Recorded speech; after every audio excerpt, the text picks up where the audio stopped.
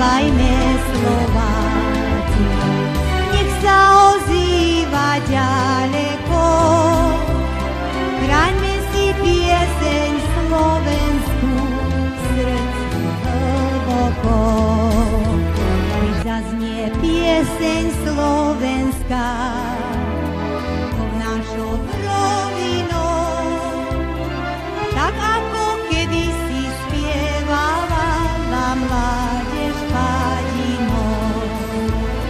Tak ako kedysi spievala mládež Pádinou.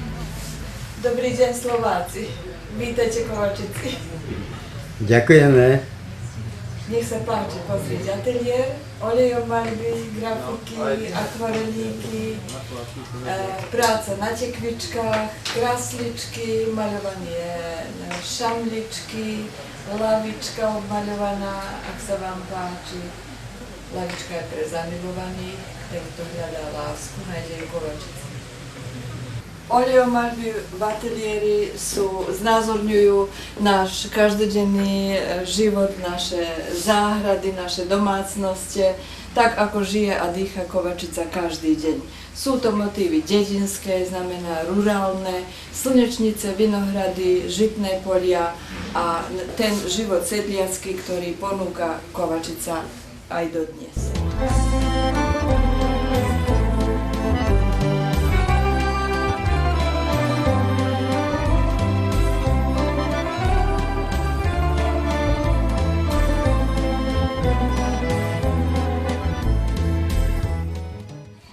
Austrália, Honduras. Boli studenti z Torína, studenti výtvarného umenia, tak mi tú torínsku katedrálu nakreslili, že aby som videla, aká je Austrália, Melbourne. No proste návšteva je, vravím.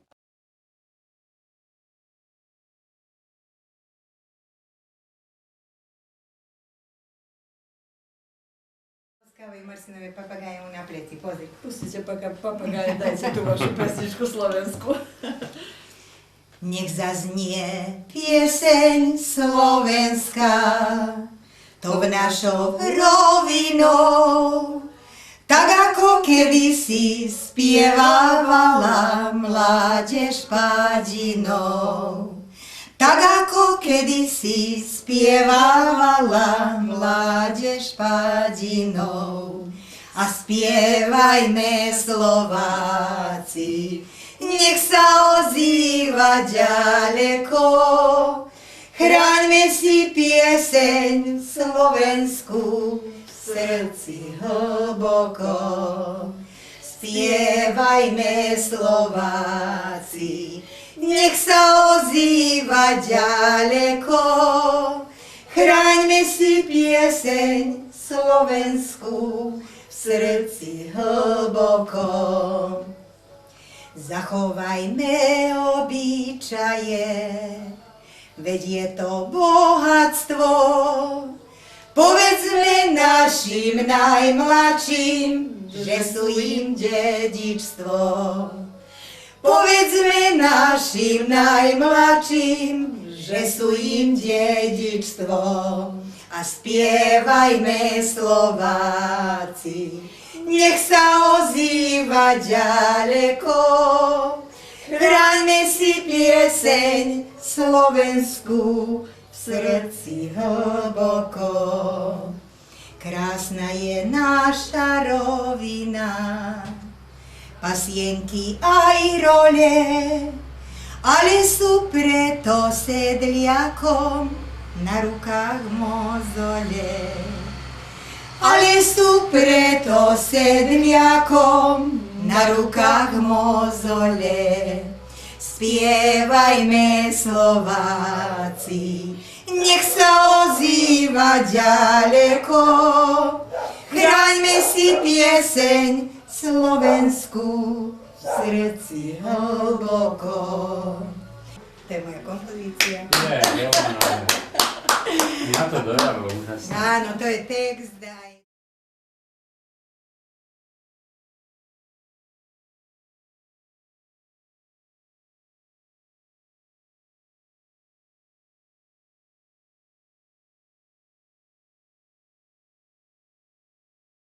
boli oveľa krajšou formou. Aj tie ženy boli oveľa krajšie. Alebo ste nezamilovaní, alebo ste veľmi zamilovaní, alebo tie ženy sa viac nie také nádherní, ako čo boli. Prečo? Nádhernie?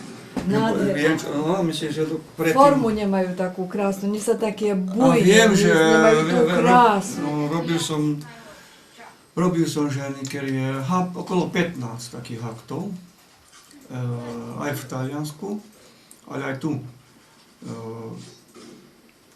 Ja neviem, možno mladší, no čo mladší, tak možno inak som rozmýšľal.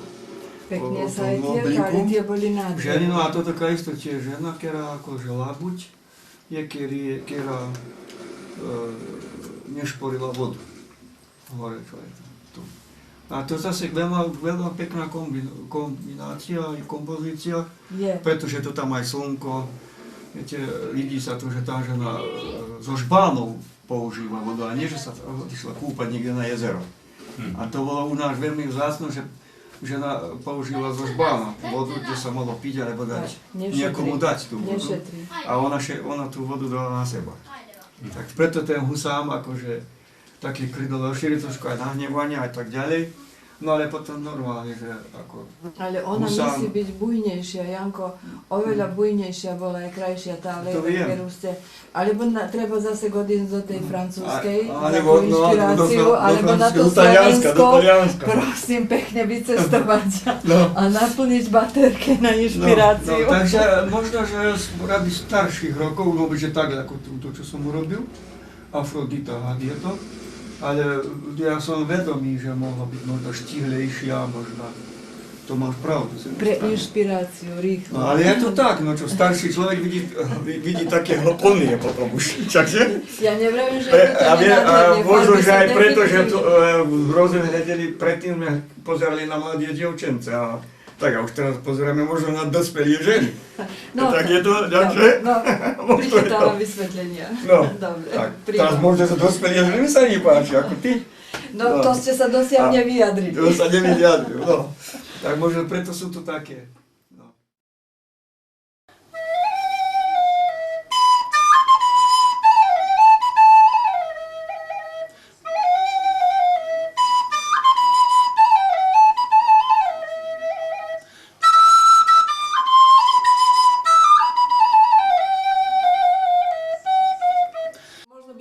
Aby ste nám povedali o vašej spolupráci s Otto Bichalí-Merinom, ktorý bol v svojom čase, poviem, číslo 1 a zmieňoval sa o práci výtvarných umelcov kovačicko-padinských.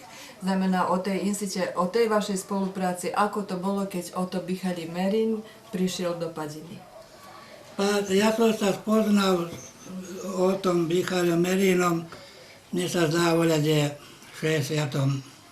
roku asi, bol som v Belehrade a tam bol som v jednej galérii a tam som sa rozprával o maliarstve, že by som chcel aj robiť voľakú výstavu a tam jedna taká staršia maliarka bola, že ja vám dám ako adresu, že poviete tam aj tam, ako ja som nikdy nepočul za to. Býval v Nemaninej ulici, broj 3, to je pri železničkej stanice Belehrade. Tak som ja potom tášol k nemu, mal som aj voľaké 2-3 obrazy, pokúcal som na vráta, na dverce, on otvorí, kúkne, ako dobar dan. A on hľadí tak ako troška, a što ste hteli? Pa reko, imam neke slike, reko, a ko te poslao? Pa reko, jedna slikarka. Kaže, ja imam svakog dana po 3-4 takva slika, ali ja nemam vremena da gubim. Dobro, kaže, vrati se. Dobre, tak sam zišao potom, a žena vidi, no tak potom povzeral. No to bolo niečo, to pa na samom počiatku. Potom, že znate šta, kaže, dosť obraze ponakresľované. Pravi, že asi bude sa môcť výstava robiť. Mne sa zdá, že bolo v 73.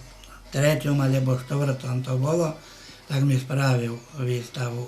No a povieme len, že ďakujúc o to Michalimu Merinu, vaše meno znamená meno Michala Povolného, Martina Jonáša, Zuzany Chalupovej a ešte zo pár tých z Kovačického výtvarného kruhu je zaznamenané v všetkých svetových encyklopédiách výtvarného umenia. Tak je to. Mne sa zdá, že v 76. alebo 7. roku tá encyklopédia je písaná. Tak povedzte prosím vás, ako vy vnímate maliarstvo vášho manžela? Tak, Zuzka moja, čo ja keď maľuje, ja hneď, táto farba bašti nestojí tu, by si mohol druhú premeniť, väčšmej na kávovšie, mne sa páči väčšmo kávovie, drapovie farby a môj manžel on do zelenie obožáva. A keď ste sa zobrali, keď ste boli veľmi mladí a keď ste boli zamilovaní a keď ste pochopili, že ste dostali maliara? Ja tedy ešte, čo ja viem, sme to tak ani nerozmýšľali o tom, Zuzka moja. Tak už keď sme deti prišli, tak a ešte kým sme boli takí veľmi mladí, tak nemaľoval tak veľa. Počím mali sme dosť veľa robotu a ja som mala aj starších rodičov, tak sme dosť boli zaujatí s tým. Ako na vás pôsobí to, keď pozriete na peknú farbu, na pekný obraz, na tie pekné zábery, dedinské, dvorové zábery? Veľmi sa mi to páči, Zuzka moja, veľmi aj keľkoraz mi je žiaľ, keď môj manžel aj myslím, že hajde predať. Ja, toto je môj, ja si tento nedá. Chcem, myslím, obožávam, že by sme mali pekné zo pár obrazov, ja stále keď reku, toto je môj.